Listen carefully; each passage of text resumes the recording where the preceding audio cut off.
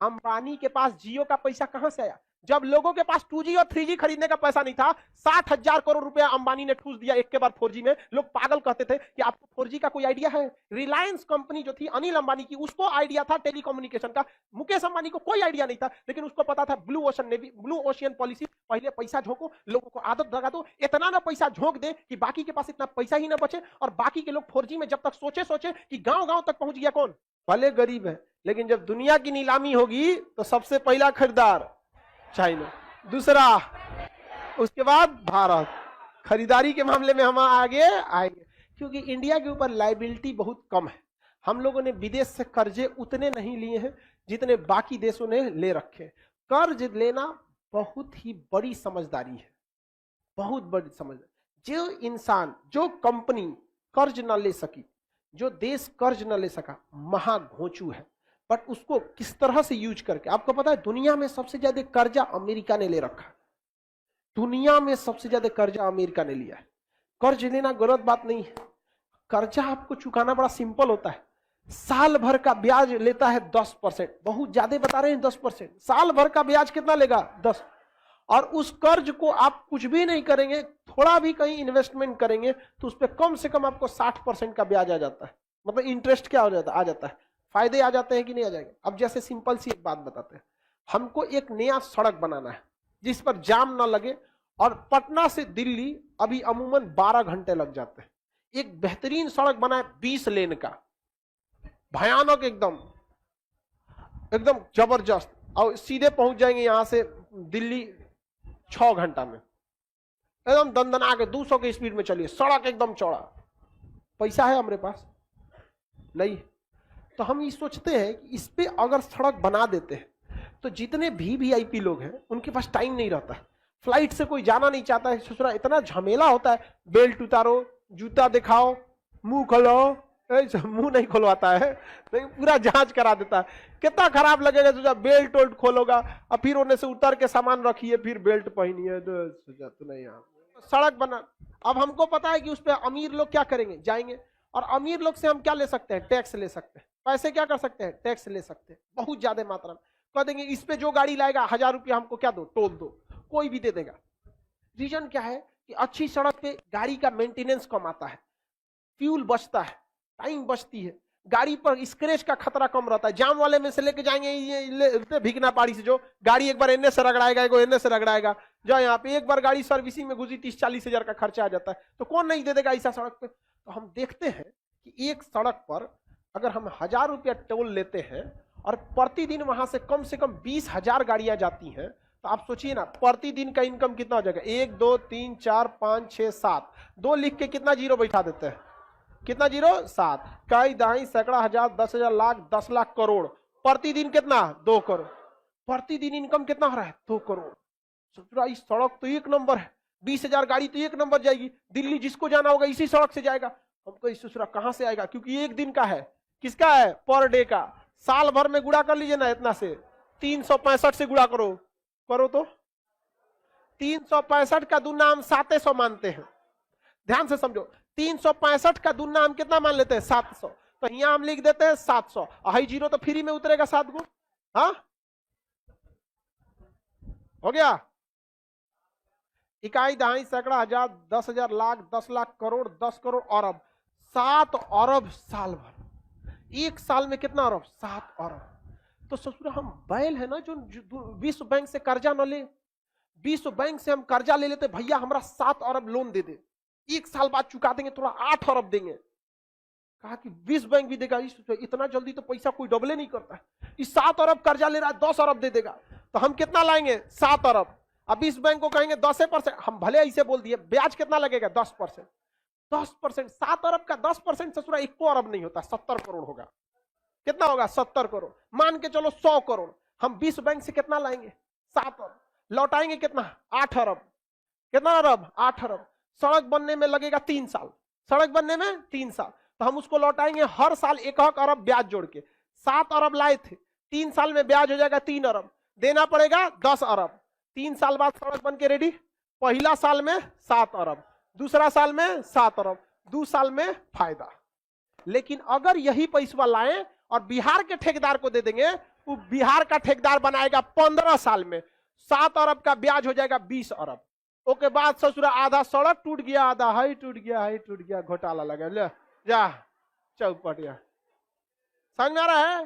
कर्जा लेना समझदारी है या नहीं है? बहुत बड़ा समझदारी है। समझ में आ रहा है कि नहीं आ रहा है? अब बताओ, पैसा है रे भाई, कर्जा ना है देना, तो जो हम पूरा सड़क बना देते, हम बैठ के पढ़ाना छोड़ के टोल वसूलेंगे। ले टोल ले आया। आप बताइए बिहार में कौन सी सड़क परियोजना है जो अपने पैसा से है? कोई नहीं। और सब 15-15 साल लेट है। सरकारी कर्मचारियों को इकोनॉमिक्स पता ही नहीं है, बोली सुनेगा नीतीश कुमार, वो बेचारा क्या गलती? वो तो मेहनत से वर्ल्ड बैंक में डेडिकेशन भेज के अपना वहां से पैसा लगाए। यहाँ पर पुल बंद के एक और को पुल जिसको बन जाने थे 2012 में, अभी तक बनले नहीं है। एगो NH-19 है, हाजीपुर छपरा फोन ले, हम जा रहे थे तो दूरबीन लेके खोज रहे थे किधर है ये सड़क। भाई हाईवे गायब हो गया है। हम खोजते रह गए यार, नहीं मिला हमको, कहां से स्टार्ट है कहां है पता नहीं है। बाद में हम जांच किए तो 2012 से इस पे काम चालू है। अब ये बता भाई, अगर साल भर साल लेट होइएगा तो जो प्रॉफिट आप सोचे है ना वो चौपट हो जाएगा। लेकिन यही उत्तर प्रदेश सरकार पूर्वांचल एक्सप्रेसवे बनाई, 6 लेन का, ट्रक का अलगे रास्ता, जीप का अलगे, सबका अलग अलग रास्ता, और 2 साल में बना के कंप्लीट उद्घाटनों कर दी। और पे जहाज उतार के चेक कर ली कौन घोंचू आदमी सड़क से जाएगा, कौन नहीं जाएगा पूर्वांचल एक्सप्रेसवे से। 1000 की जगह तुम 1200 लो, मस्त गाड़ी चलाओ, 1 नंबर, क्रूज कंट्रोल पे छोड़ दो। गाड़ी में एक बटन आता है क्रूज कंट्रोल, जितना स्पीड सेट कर देंगे ना वो अपने से उतना कर देंगे। जैसे मान के चलो हमने क्रूज कंट्रोल सेट कर दिया 100 की स्पीड में, गाड़ी को हम ब्रेक मारेंगे छोड़ देंगे, हमको स्पीड बढ़ाना नहीं है, आराम से बस स्टीयरिंग पे हाथ रखना है, धीरे धीरे धीरे धीरे फिर कहां लेके चल जाएगा 100, फिर ब्रेक मारना है, बस ब्रेक मार देंगे, धीरे करेगा, फिर उठा के कहां ले जाएगा 100। हाईवे पे मस्त, कोई मेहनत ही नहीं है यार, एक हाथ रख लो स्टीयरिंग पे, बस सड़क एकदम सीधा सोचा 20 किलोमीटर तक सीधे दिख रहा है। गाड़ी को डाल दिए क्रूज कंट्रोल। यहाँ बिहार में गाड़ी चला, क्लच दाब, ब्रेक मार ससुरा, ससुरा ले मार। स्वामी रामदेव पगलाए हैं योगा करने के लिए, आके बिहार में तुम 1 किलोमीटर गाड़ी चलाओ, हर प्राणायाम इसी में हो जाएगा, सूर्य नमस्कार तो है ले ससुरा। सर इकोनॉमिक्स पढ़ के ऐसा लग रहा है हम भी करोड़पति हैं। आप बताओ, अब समझ में आया? कर्जा लेना बेवकूफी, बहुत बड़ी समझदारी, बहुत बड़ी समझदारी। और भारत में एक भाई साहब थे, बहस कर रहे थे पेट्रोल के दाम पे, हमसे करें खान साहब जानते हैं ये पेट्रोल महंगा हुआ है ना, ये सब कांग्रेस की गलती है। हम कह के थोड़ा हमको भी समझाइए। कहे देखिए कांग्रेस ने कर्जा लिया था, उस सारा कर्जा मोदी जी भर रहे हैं, इसीलिए पेट्रोल महंगा हुआ है, वो देश के बारे में सोचते हैं। हम कहे एकदम सही बोल रहे हैं। लेकिन एक बात बताइए, ये प्रधानमंत्री बने 2014 में, देश की याद आई 2021 में, देश के बारे में सोचना था तो 14 से सोचते। अभी अचानक क्या याद आया इनको कोरोना के बाद कि पेट्रोल बढ़ा दो, देश को सोचना जरूरी है? कहे कि तो हमको भी नहीं पता है। वाह, नहीं पता है तो काय भाषण दे रहे हैं आप यहाँ पर? एक से एक लोग वकील बन के बैठे हैं सरकार का, तो जूता खाओगे सरकार से तुम लोग भी। यहाँ पे कभी वकालत मत कीजिएगा किसी का से, आप जिसको जानते हैं बस उतना ही बोलिए। कर्जा लेना बेवकूफी नहीं है। इकोनॉमी, कौन सी कंपनी कर्जा नहीं ली है, कौन सा देश कर्जा नहीं लिया? अमेरिका इतना कर्जा लिया, बेवकूफ। अभी बताओ, हम जो सड़क बनाते अपने पैसा से, सोचा घर द्वार बेचना पड़ता, किडनी उडनी बांधे रखना पड़ता, पता चला एगो लॉकडाउन हो गया तो किडनियों बेचा जाएगा यहाँ, नहीं समझे? अब वर्ल्ड बैंक का पैसा एक दिन लेट, 1 साल लेट हो जाएगा तो 100 करोड़ एक्स्ट्रा लगेगा, लाओ 1 अरब ले जाओ यहाँ पर। लेकिन हमारा प्लान तो सक्सेस हो जाएगा, नहीं समझे?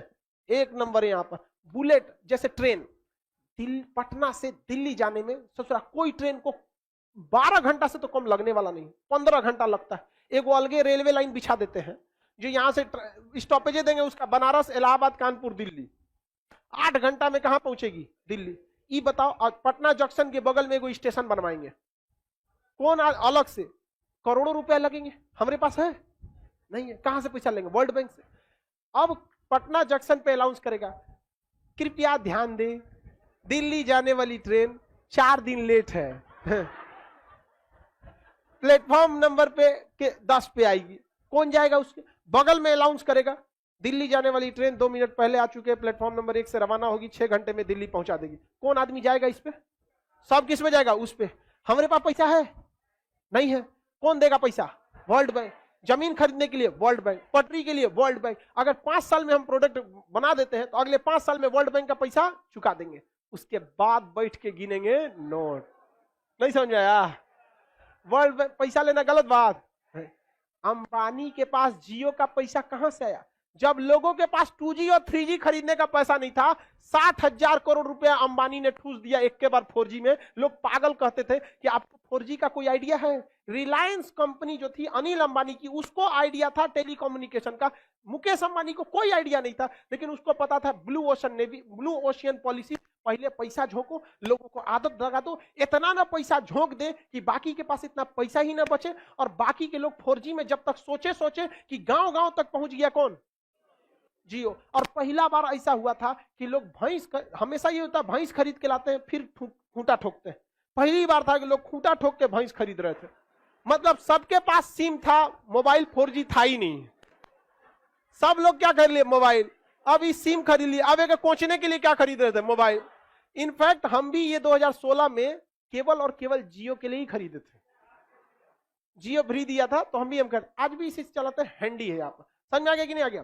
किसी को कोई दिक्कत नहीं है? तो आगे यही पैसा देना जरूरी है कि नहीं है?